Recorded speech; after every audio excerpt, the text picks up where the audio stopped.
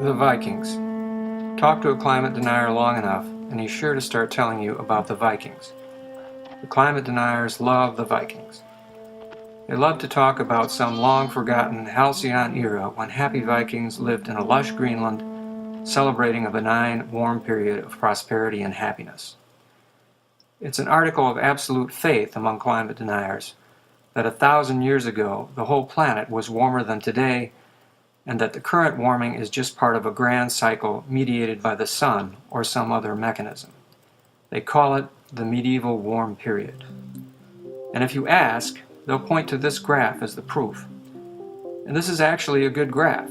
We like this graph. It's well sourced. It comes from the Intergovernmental Panel on Climate Change from their first report in 1990. When the IPCC first met, one of the things they realized was that the infant science of climatology didn't know that much about temperature data over the last millennium. They turned to someone who had been studying the problem for a long time.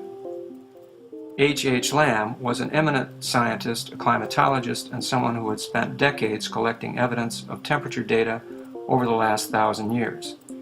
He studied tree rings and agricultural records and historical accounts of weather and climate events, and put together the first credible graph of temperatures in northern Europe over the preceding millennium.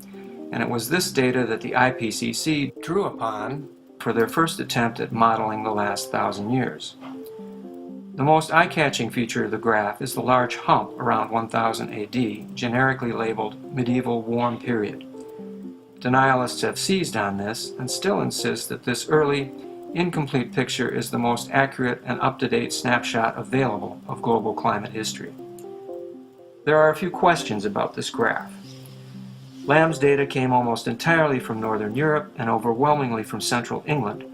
Could it be that the so-called warm period was a regional effect, a local aberration peculiar to the northern Atlantic region?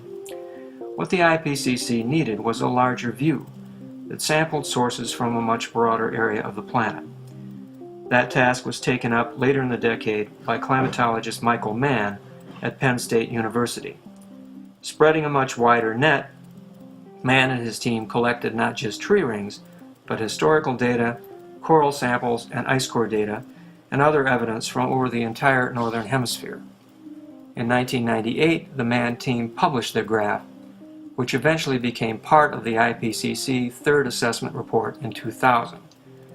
The graph was striking.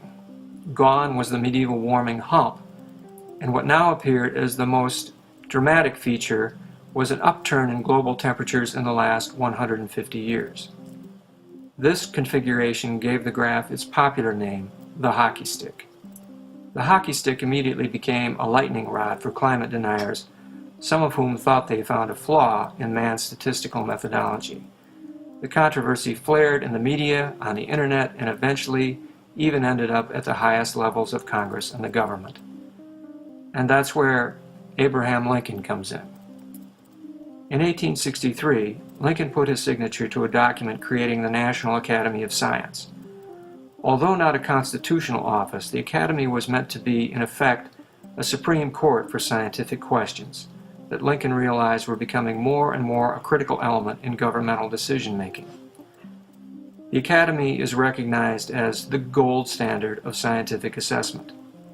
And in 2005, the Academy was commissioned by Congress to rule on the hockey stick controversy.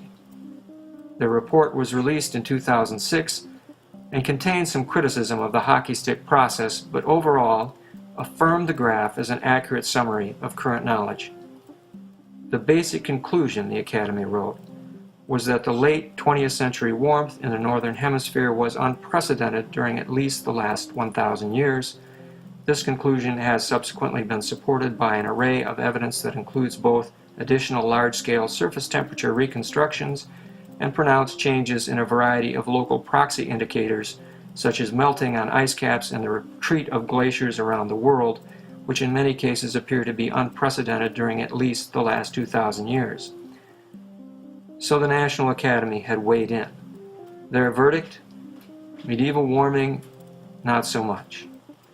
The following year, the IPCC republished the Mann graph along with new research from other teams following their own methodologies.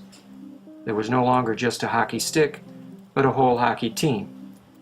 In 2008, Mann and his team expanded on their graph, incorporating the suggestions of the National Academy panel, and produced a new graph that stretched back an additional 700 years.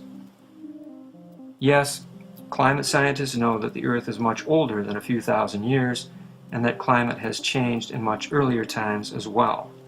We'll be talking about much longer stretches of time in upcoming programs, so I hope you'll keep coming back, bring your denier friends, and continue to support the Climate Denial Crock of the Week.